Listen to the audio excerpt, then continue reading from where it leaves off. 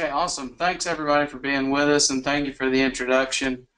Hopefully after today you guys will have a much clearer picture of how to actually go about creating a team process in reviewing items using item statistics and how to make your examinations better for your students.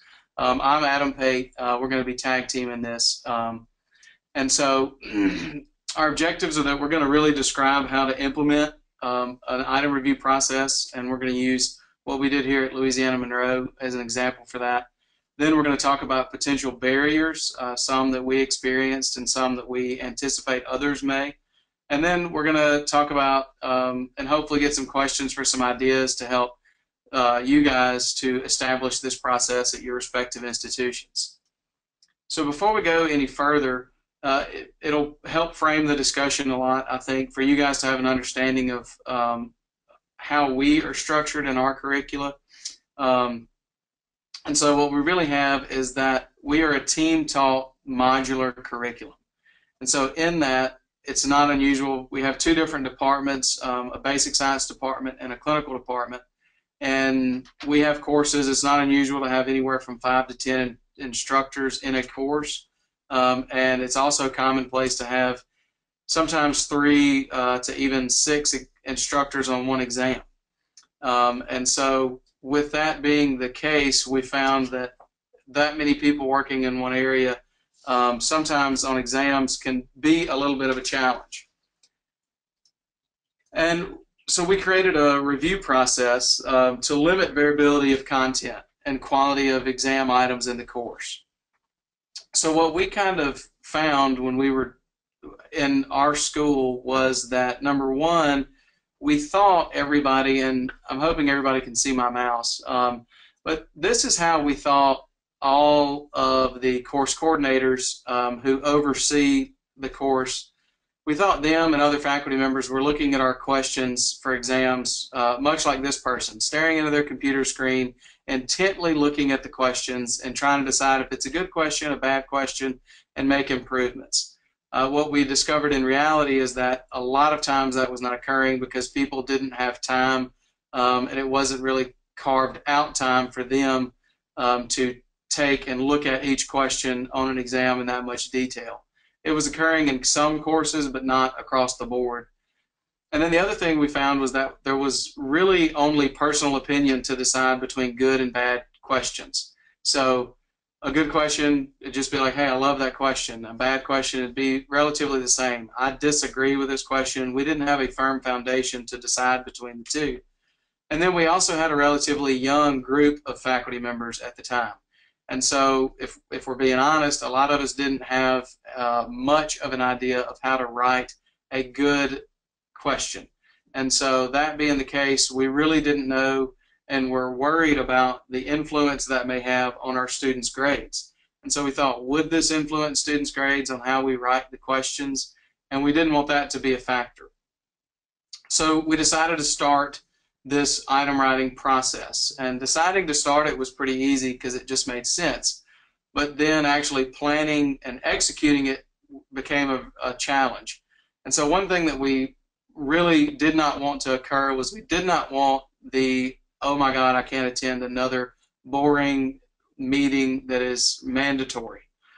So we didn't want people to be unexcited about coming, and we didn't want it to be a wasteful meeting. So we wanted to figure out how can we get from being bored to this, where everybody's standing ovations and excited about us having these meetings.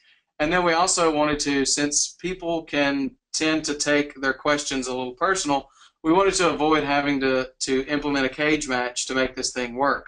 So we didn't want anybody to be taking it personal. We didn't want it to be conflict between instructors who are on exams. And so in order to do this, the first thing was we had to set the right tone, and we did that in our first meeting. And planning that first meeting, we were very intentional about that. We had to, and we made it effortful to make the meetings practical and meaningful. And so each meeting we wanted to make sure that there was something that the people who were involved in those meetings took away and actually could improve on.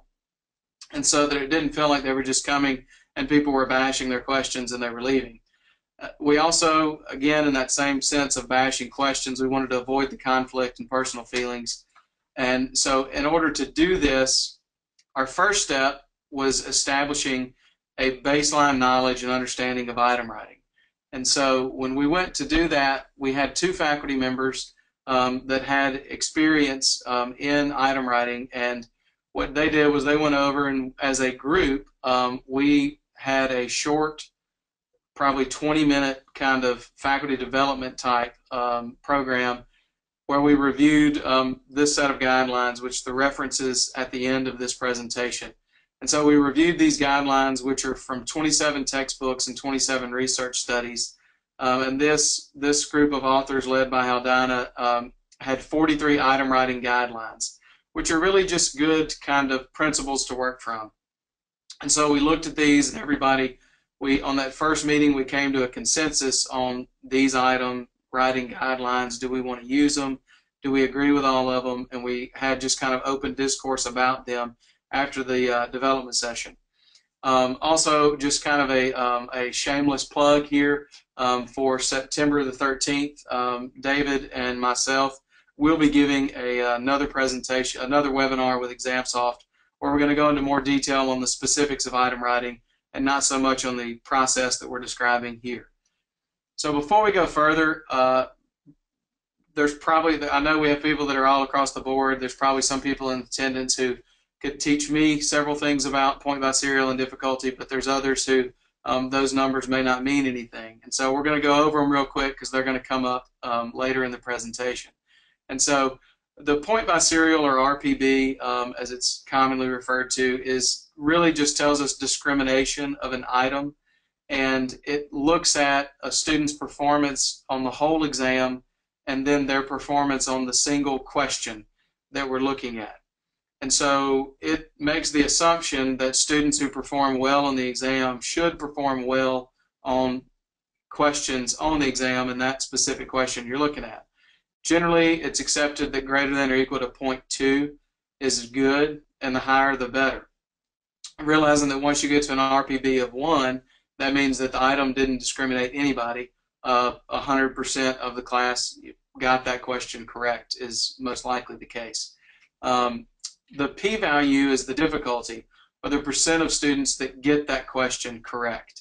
And so p-value tells us if 60% of the class got it right, or maybe 30 or 40% got it right. That tells you how challenging that question in and of itself is based on the whole entire class. And so we use these RPV and p-values together in order to gauge the quality of an item moving forward and try to interpret more in depth on what the students may or may not have been tricked by, or ways to maybe improve questions. So that's what those are used for.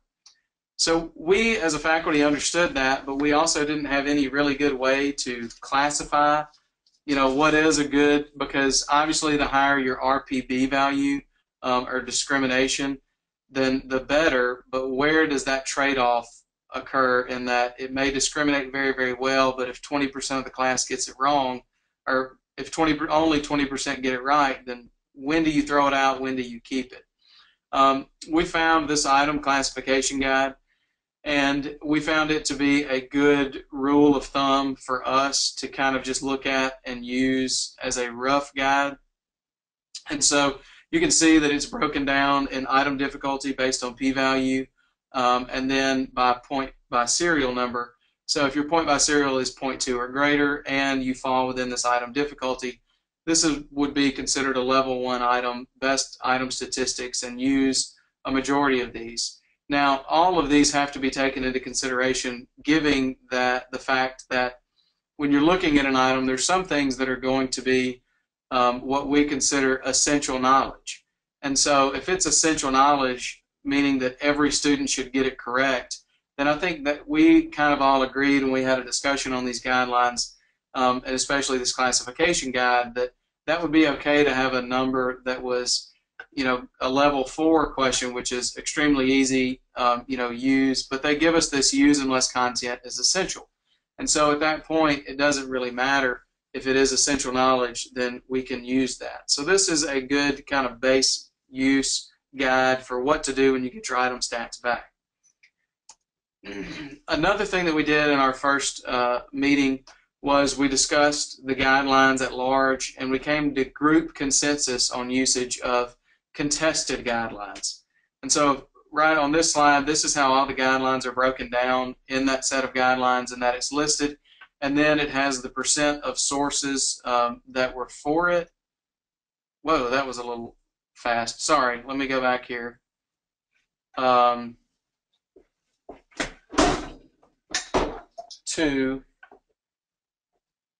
Hold on. So as you can see here, let me go back. Now, I won't push that button again, promise. But as you can see here, we use positives and no negatives. So the percent that was for that, then you have the percent where the resources it was unsighted, and then you have the percent that were against it. And you can see that all of these are relatively in one way or another contested. And so as a group, we came to consensus on what do we believe about these, and how do we see these being used for us. So do we agree that we should use positives and no negatives? And we did come to a consensus and say yes, we would prefer positively stemmed questions unless the negative was an important negative. And so we all came to a group consensus of avoiding all of the above, carefully using none of the above, which for us meant do not use none of the above, and then writing as many plausible distractors as we could. We settled as a group on using 4 as the ideal, but 3 would be okay if the other distractors were appropriate. And so that's kind of how we set it up, and that's the first meetings. And I'm going to turn it over to Laurel now, who's going to go over the more details of the process. Okay, excuse me. So I'm going to talk about, like you said, the logistics of the process. So who is involved? David and I both are co-coordinators for our self-care series, which is a 4-hour, the self-care 1 is a 4-hour course that's offered every spring semester, and self-care 2 is a 2-hour course that's offered in the fall. In the first self-care, we have 11 faculty, and the second 9 faculty participate, and about half of the number participates in both courses.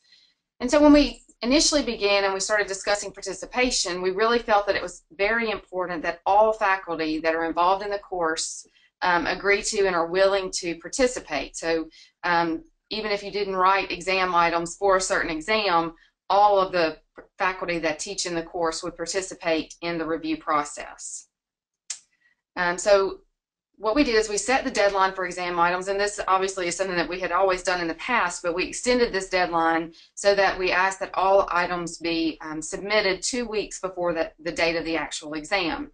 So we created a folder in ExamSoft and shared it with all the faculty that were going to contribute items to each exam, and they were asked to upload their test questions by the deadline, and then myself or David as the coordinator would download a PDF of the exam and then email that draft out to all the instructors in the course. And we would usually allow at least 3 to 4 days, quite often up to a week, to give them time to prepare. And basically what we asked everybody to do is just read through every item on the exam, think back to what we learned through the faculty development and the test writing guidelines that we had agreed to use and or not use, and then be prepared to come to the meeting with suggested revisions and or questions about each item. So we had set the meetings well in advance so that everyone tried to make sure that everyone's schedule would allow for as many to attend as possible. And we really tried to create an environment that was very laid back, informal, just to I guess encourage everyone to feel comfortable asking questions and sharing what they think per each item. And so the discussion really was quite lively everywhere. I mean, really people came very, very well prepared. And we would just go item by item and just say, okay, does anybody have any suggestions and or questions about item 1? And we would just move through the exam that way. And very often we deferred to the author to ask questions, especially if it was more content related. And then we would all come to agreement in the end as to whether we would change a question based upon the discussion. And the follow-up after the meeting, David or I as coordinators would go into ExamSoft and update the items based upon whatever was agreed upon during the meeting, so that the authors of each exam item were not responsible for going back into ExamSoft and updating their questions based on what we talked about.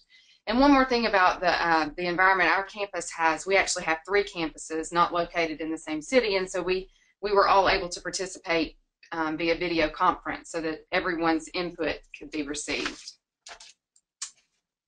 So for us, what worked well, like I said before, all of the faculty that taught in both of these courses agreed to volunteer. Well, yeah, they volunteered and agreed to participate, and they really bought into the process. The meetings were extremely well attended, and our faculty came to the meetings very well prepared for the discussion. One thing that is unique about these self-care courses is that all instructors who teach in the courses are from the clinical department, so we didn't have any cross-departmental lines to cross. Pretty much everybody adhered to those formats that Adam discussed that we agreed to not use, such as the K-type and the negative stems. And during the discussion, we really kept it, everybody was able to not take revisions and questions about their own exam items personally. So some barriers to implementation, and these are not necessarily barriers that we encountered as we worked through this process in the self-care modules, but some of us have implemented this process in other modules and have encountered some of these barriers, and just, if we haven't encountered them, anticipated that some of you might. So, you may have some resistant faculty. There may not be 100% buy-in, especially from the beginning, that A, they want to adhere to the guidelines at all, and or B, that they want to participate in the process. Very often in TeamTaught courses, they do involve faculty from multiple disciplines and or departments, and so there again, that can create some resistance and some difficulty in communication. And we, down in the right-hand corner, we definitely don't want it to be a screaming match, but that we would all be open, willing to listen and communicate together. And again, just buy-in. Sometimes it may be hard to try to encourage participation from the beginning. They may not see the usefulness of it. They may say it's just another meeting. They don't have time to put the time in and the effort to be ready for the meetings. But really, where we came from this from the very beginning, just like Adam says, we want our students to be as successful as they can, and in that, they really need the best examination given to them, and that's provided by us. So now that we've talked about how the process works, we're going to discuss about how we assess the process. So in the spring and fall of 2012, both courses were delivered, and we used that as our control sequence. There was no training as far as item writing guidelines goes, and we did not implement the peer review process at all. We had 6 exams over those 2 courses, and then in the spring and fall of 2013 is when we placed our intervention. So the first thing that we did is we gave a pre-semester survey. This survey assessed faculty confidence and success at writing test questions. It also asked about their past experience with utilizing exam writing guidelines and or a peer review process. We asked about how they thought the process would affect item quality, and also to rate their confidence in incorporating this process into future courses. And then after that, we had the initial meeting that Adam described, where the 2 faculty members provided faculty development on the guidelines that we would use, and we agreed to use and not to use certain formats. Then throughout the semester, we implemented the process the way that I just described. And then at the end, the post-semester survey, the same survey was given again. And so now David is going to give you the results of these surveys, as well as the comparisons and how the items changed.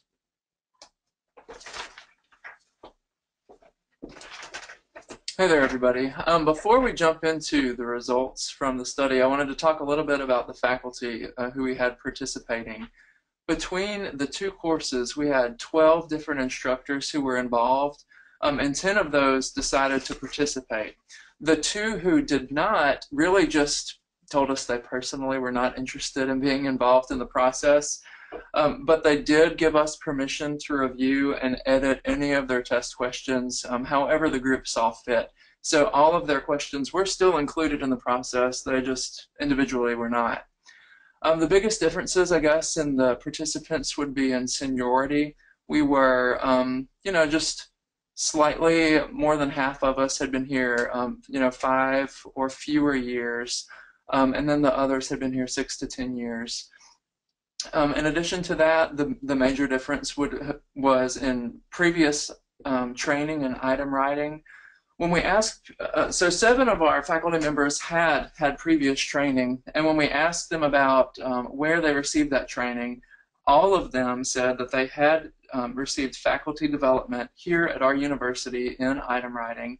And then also a couple more, 3 of them from that same group told us that they had also received training nationally, either with our national board examination, if they were writing questions for them, or some other discipline-specific credentialing group.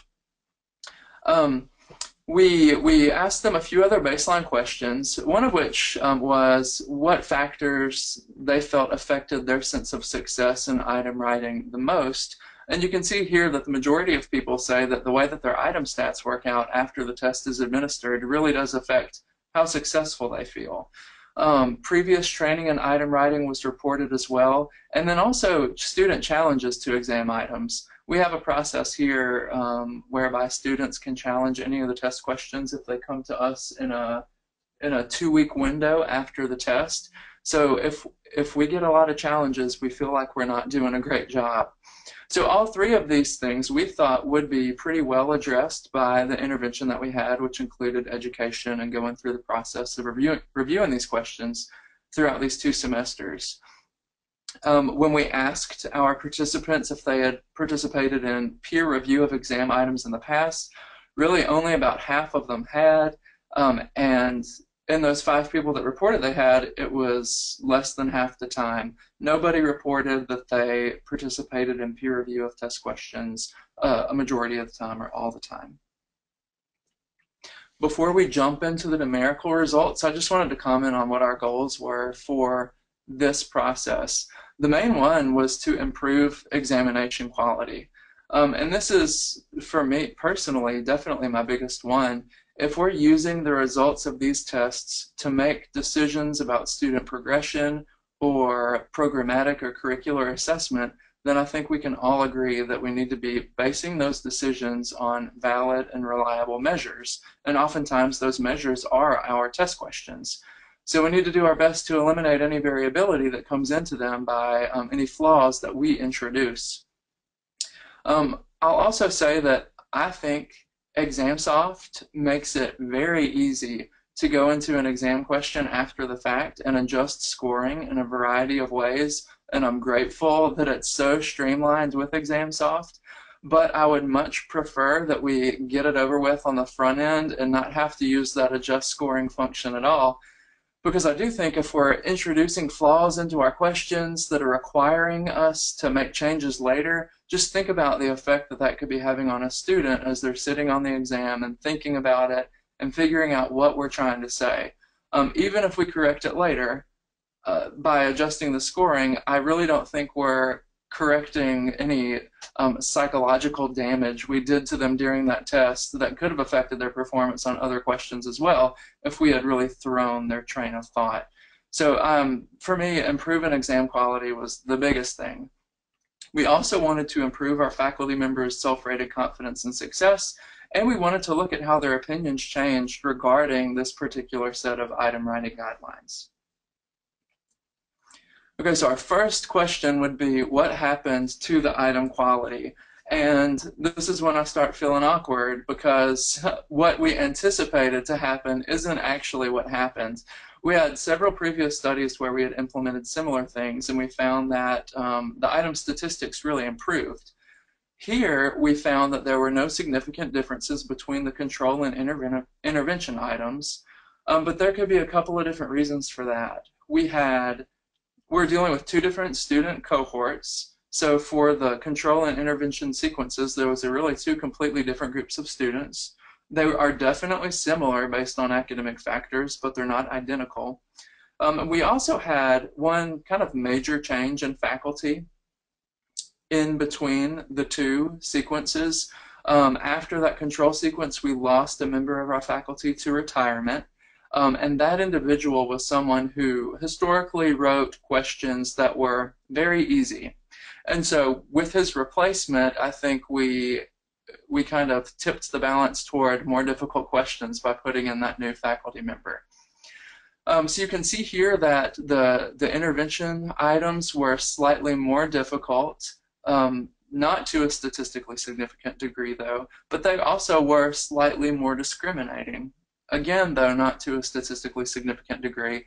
And this, like I said, kind of disagrees with what our hypothesis was and what we've seen in other studies that we've done.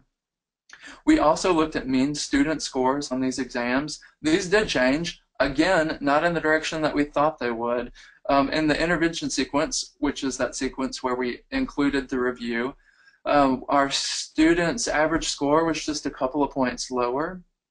And you know, this could be for a variety of reasons. As I said, we replaced one faculty member who had written historically easy test questions, but also in our initial conversations about how we were going to apply these guidelines, we had decided to eliminate some item formats that are really on the easier side, like all of the above, for example. It usually tests more easily. And we replaced it with select all that apply in a lot of cases, which could have introduced some additional difficulty. Here's a busy slide for you.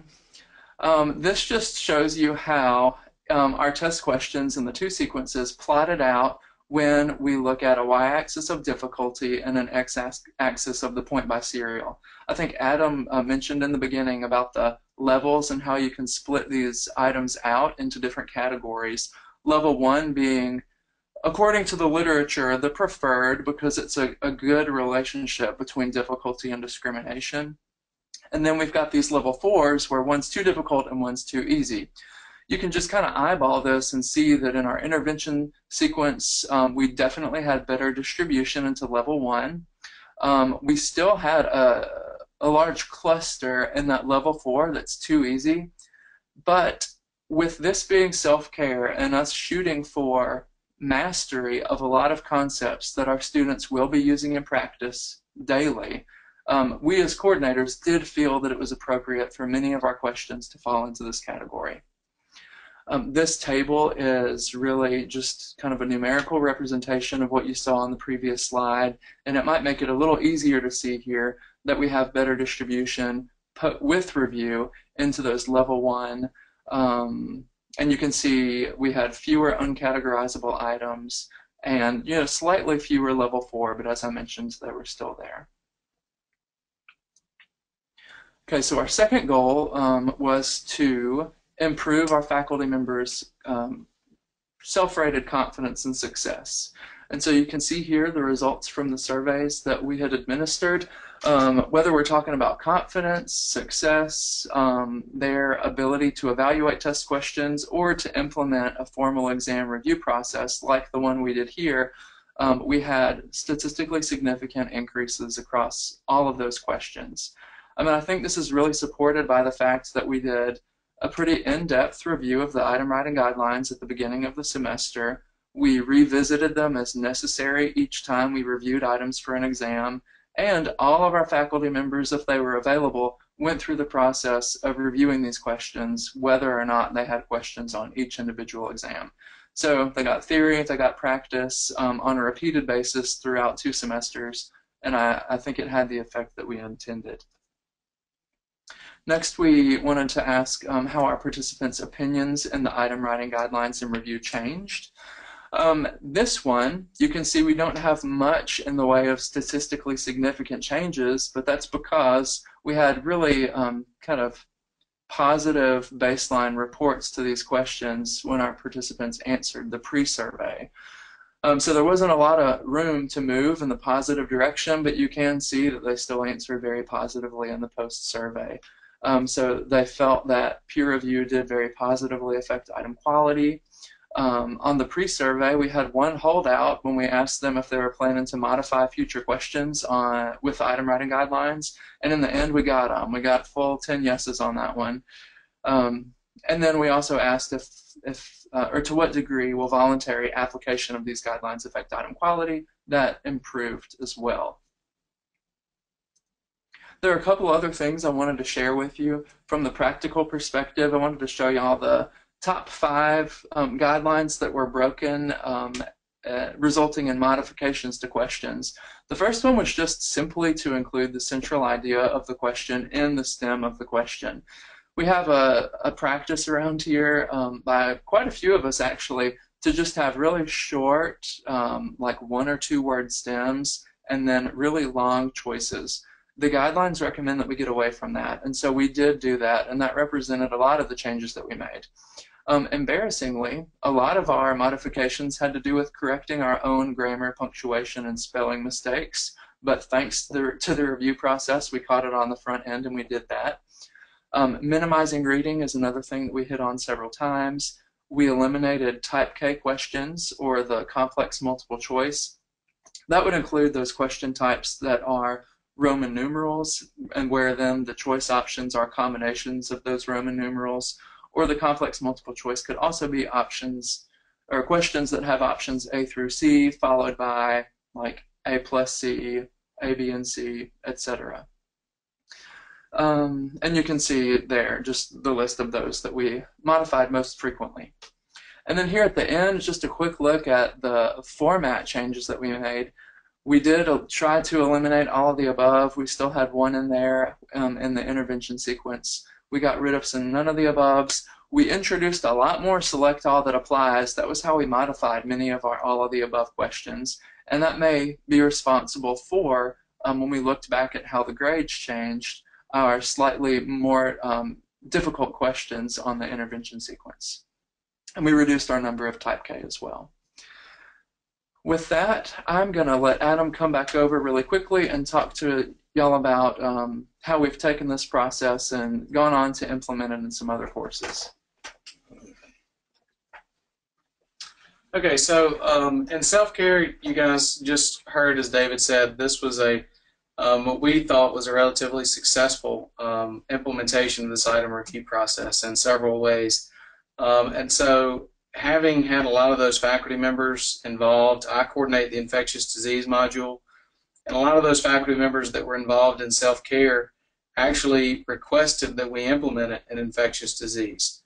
One difference in infectious disease as compared to self-care is that we have more basic science faculty in that course, and so that became one of the things that we challenges we had when we implemented it. And overall, I would say it was a very big success for us in infectious disease, in that we really we did the same process in self-care, and I think our tests as a whole improved. The faculty members attended the meetings. Even when they couldn't attend, they would email me like changes to questions. And a lot of the same mistakes that we saw in self-care, we also saw in infectious disease. And the nice thing about ExamSoft is that when all of these questions are being updated and being changed, then they're being improved in the faculty members' test bank in ExamSoft. So for future uses on tests, because we do use questions on multiple years, so that being the case, it kind of makes our question bank more rich, and that the faculty members seem to like that from a buy-in perspective.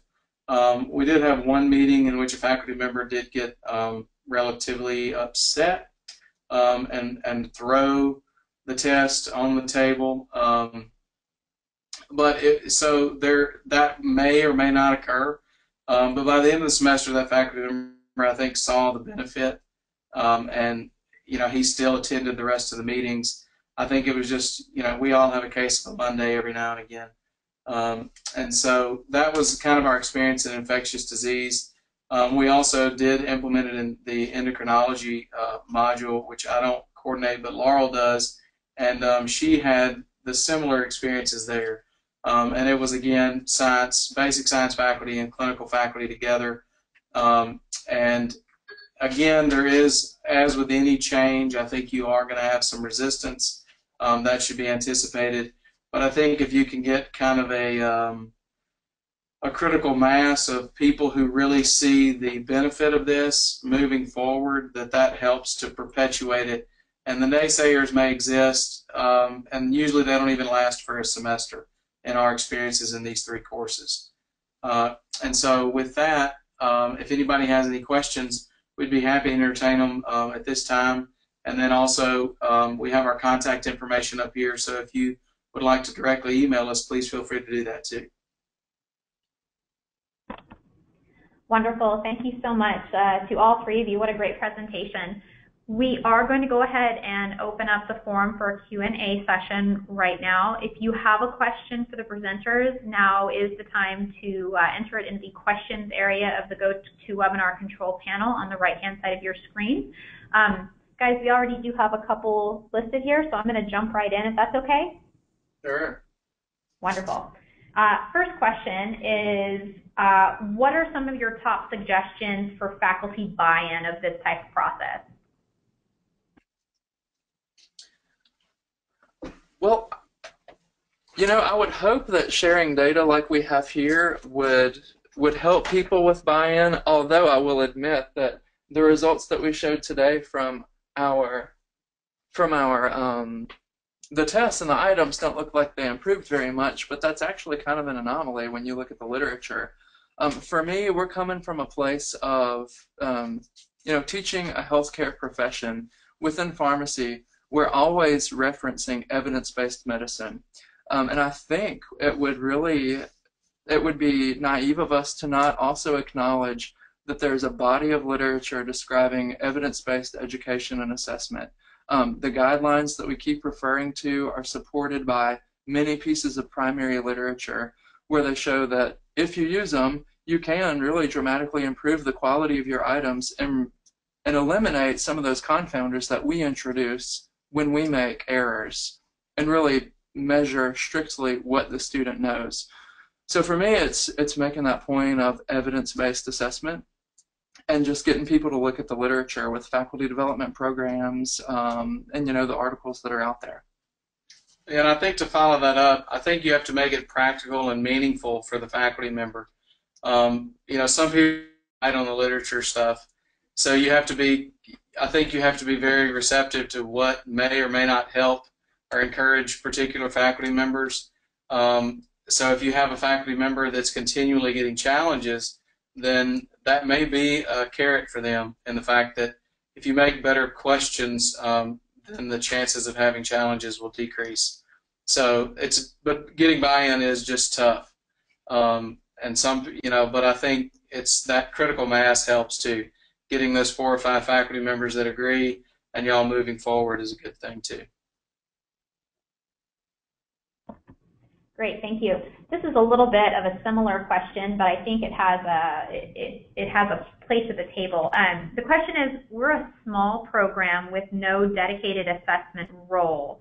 How would you suggest we begin this?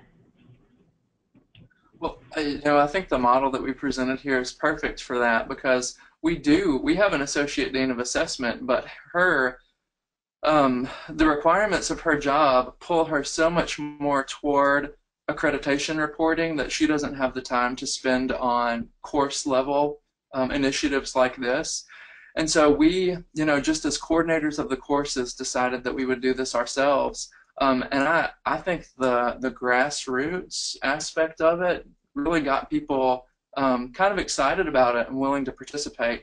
And also acknowledging our limited resources, I think, helped people agree to just give it a shot and let's try it on our own. And I think really that's where this model shines, is in those environments, because if you do, you know, there could be a challenge if you do have a formal office of assessment with multiple personnel, then, you know, there's obviously going to be faculty members out there who think they don't have to do this because there's somebody else who may do it from that office. So this was a great opportunity, I think, in that realm of not having a formal office of assessment and personnel dedicated to that. I think this is one model that can definitely increase your assessment quality. And, you know, going forward, I think this wasn't necessarily in the question, but, you know, we've noticed at this point now where we've done this, after everybody has a handle on item writing, which generally for all of us happened during that first semester, and when we were doing this, then, you get to a point where you get in these meetings and you start kind of looking around at each other because you know people know how to write questions at that point. So I think this has excellent potential moving forward, and what we want to do with it is to take it to the next level of looking at post-exam performance and having this discussion modified away from just item quality to a more broad assessment perspective. Great, thank you so much. Next question is, what do you think about test review for courses that only have one faculty? I think it's still probably necessary. I know if I was the only faculty member in a course, I would personally still want some of my colleagues to look at my questions. It's easy to get siloed off by yourself and lose a little bit of perspective, for me anyway. And so I think there's definitely still value there, whether it's people in my department or, you know, people at other schools teaching similar topics.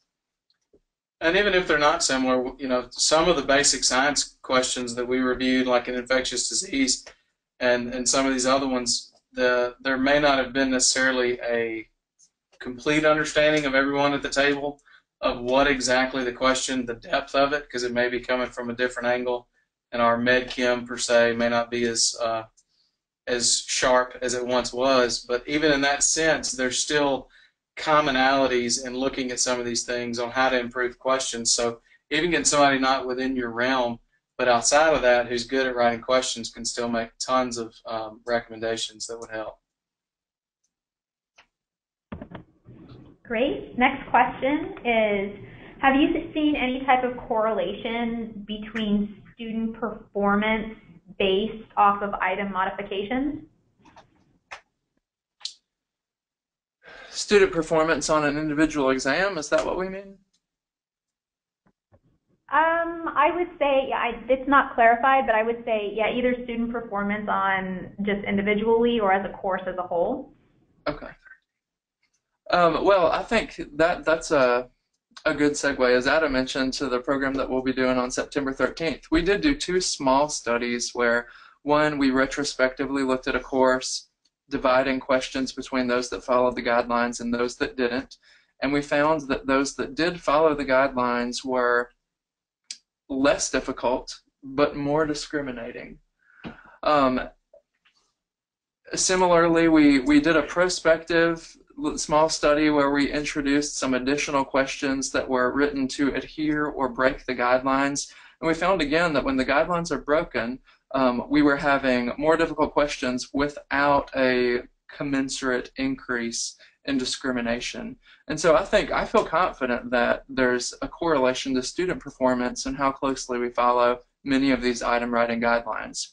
I would also say that guidelines are guidelines. They're not absolute rules, and there's a time to break them. I just think that when we do break them, we need to have a really good reason to do so. Okay, thank you.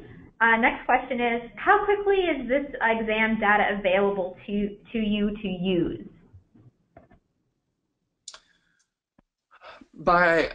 I'm not sure what we mean by exam data, but if we're talking about the difficulty and the point by serial correlations, as soon as the students have uploaded their exams to ExamSoft, I can run either a summary report or an item analysis report, and it's immediately available to me. So it really has streamlined the process of us as coordinators sending that psychometric data to the faculty members within our course, having them review individual questions, and then getting back any modifications to us. And a lot of times it's even real time is a nice thing with ExamSoft, in that, like for us, we proctor exams and we have a proctor in the room. And so if I start getting a lot of questions as a proctor for certain questions, a lot of times I'll go log in after a few students have finished the test, and I can look real time at their performance on those questions. So it may not be every student, but you can look real time while you're proctoring or while an exam's going on, as they upload their exams, if they upload them and are leaving. So you can look at it as fast as you want to, almost. Fantastic. That is all the questions that we've had come in, guys, so I'm going to go ahead and wrap things up. Again, just really quickly, when you do close out of the webinar this afternoon, you're going to get a pop-up. It's just a quick survey, 5 questions long. We would really appreciate it if everybody would take the couple of seconds needed to fill that out so we can continue to provide relevant content. Also, this presentation has been recorded. You should be receiving an email within the next 48 hours that will have a link to the recording as well as a link to a PDF of the slide deck. I'd like to thank everybody today for attending. Thank you to our presenters for taking time out of what I know is a very busy time of the semester to present this webinar to us, and we look forward to seeing everybody next time. The follow-up webinar, I believe, is on September 13th, and you can register for that at resources.examsoft.com. Thank you so much.